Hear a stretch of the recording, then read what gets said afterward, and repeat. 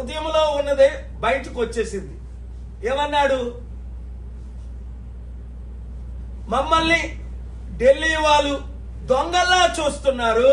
ఈరోజు అన్ని మాటలు, నిన్న అన్ని మాటలు.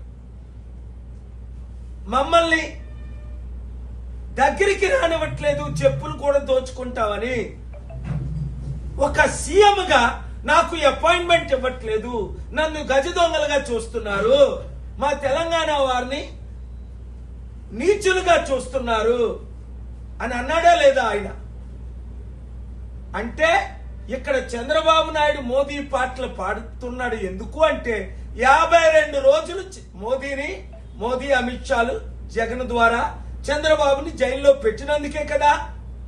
ఇప్పుడు నోరిప్పితే ఓటుకు నోటు కేసులో చంద్రబాబుని రేవంత్ రెడ్డిని జైల్లో పెడతారనే కదా. ఎందుకు ఈ దరిద్రం మన తెలుగు రాష్ట్రాలకి? ఆ రోజు తెలుగుదేశం పార్టీ స్థాపించిన మహానాయకుడు ఎన్టీ రామారావు ఇందిరాగాంధీనే ఉడికించాడు 1983లో 202 సీట్లు గెలిచి. ఆ రోజు పివి నరసింహరావు ప్రధానమంత్రిగా ప్రపంచాన్ని వణికించాడు. ఈ రోజు మన గతి అమ్మా నాయనా అని భిక్షం అడుక్కుంటున్నారు ఈ ముఖ్యమంత్రులు, 2 రాష్ట్రాల ముఖ్యమంత్రులు. ఒకరేమో పొగడతో నింపుతున్నారు, ఇంకొకరేమో భిక్ష వేసుకున్నా డబ్బులు ఇవ్వడం లేదు. చూడండి, 3 రోజుల క్రిందట అమెరికన్ వాషింగ్టన్ డీసీలో నా సమిట్ చూశారు. ఎవరు అటెండ్ అయ్యారు? 10లో పెద్ద మందిలో 9 మంది వచ్చారు. ఆ ఫోటోలు చూడండి.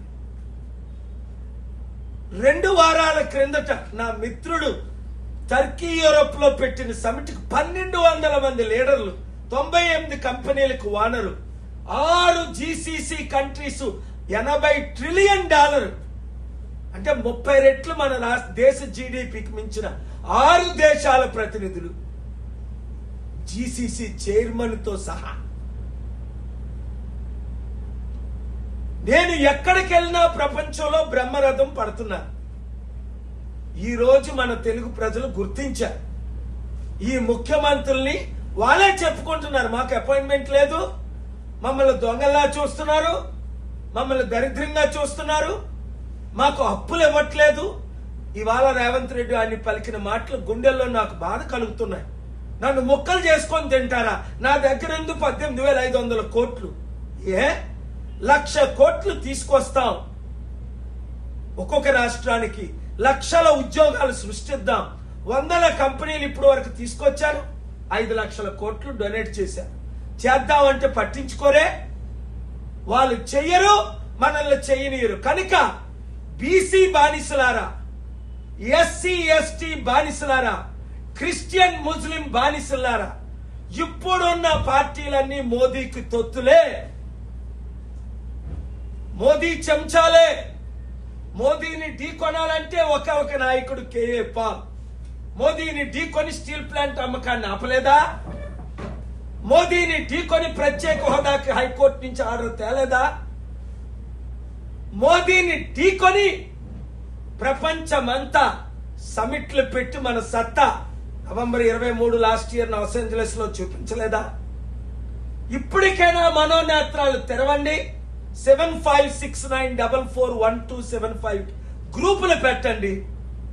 తణుకైతే తణుకు, గుంటూరు అయితే గుంటూరు, కరీంనగర్ అయితే కరీంనగర్ గ్రూప్ స్టార్ట్ చేసి 100,000 మందిని చేర్చండి. ఎందుకంటే ఇప్పుడున్న పార్టీలందరినీ, అన్ని పార్టీల్ని ప్రజలు తిరస్కరిస్తున్నారు.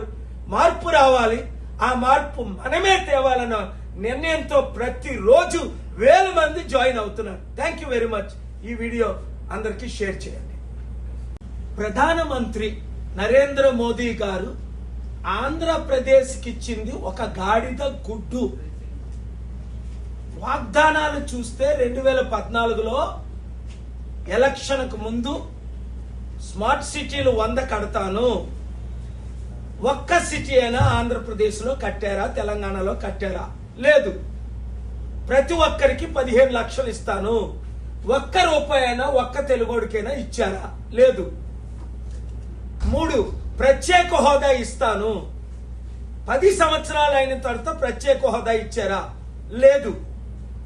4 పోలవరం కడతాము, కంప్లీట్ చేస్తామన్నారు. కంప్లీట్ చేశారా? లేదు. 5 అమరావతిని క్యాపిటల్ గా కట్టి చూపిస్తాం అన్నారు. చంద్రబాబు నాయుడు, పవన్ కళ్యాణ్ ఆయన పాట పాడారు. అమరావతి 10 సంవత్సరాలై 11వ సంవత్సరం ఇప్పటికైనా క్యాపిటల్ కట్టారా? ఒక ఆయన 3 క్యాపిటల్ అని డ్రామా ఆడాడు. చంద్రబాబు నాయుడు, మోదీ, పవన్ కళ్యాణ్ అమరావతి క్యాపిటల్ అని డ్రామా ఆడాడు. 6 స్టీల్ ప్లాంట్ కి 1,00,000 కోట్లు నిధులు ఇస్తామన్నారు. ఇచ్చారా? లేదు. 7 2 కోట్లు ఉద్యోగాలు, 20 లక్షల ఉద్యోగాలు ఆంధ్రప్రదేశ్ తెలంగాణకి ఇస్తానన్నారు సంవత్సరానికి అంచనాగా. అంటే 2 కోట్లు 10 సంవత్సరాల్లో 200 ఉద్యోగాలను ఇచ్చారా? లేదు. 8 మన డబ్బు ఈ 10 సంవత్సరాల్లో 5 లక్షల కోట్లు ఆంధ్రప్రదేశ్ నుండి, 5 లక్షల కోట్లు తెలంగాణ నుండి పన్ను రూపంగా 10 లక్షల కోట్లు దోచుకొని మనకు వాళ్ళు తిరిగిచ్చిందంత 2 లక్షల కోట్లు. మిగిలిన 8 లక్షల కోట్లు ఎక్కడికి వెళ్ళాయి? గుజరాత్ నిర్మాణానికి వెళ్ళాయి. 9 క్యాబినెట్ పొజిషన్లు, దాదాపు 10 పొజిషన్లు ఇస్తానన్నారు. ఈరోజు పనికిమాల 2 పొజిషన్లు ఇచ్చారు. పడిపోతున్న ఎయిర్లైన్స్. ఇలాగ చెప్పుకుంటూ పోవాలంటే 100 వాగ్దానాలు చేశారు బీజేపీ. 2014 మేనిఫెస్టో చూడండి. అమెరికన్ డాలర్ రూపాయితో ఈక్వల్ చేస్తామన్నారు.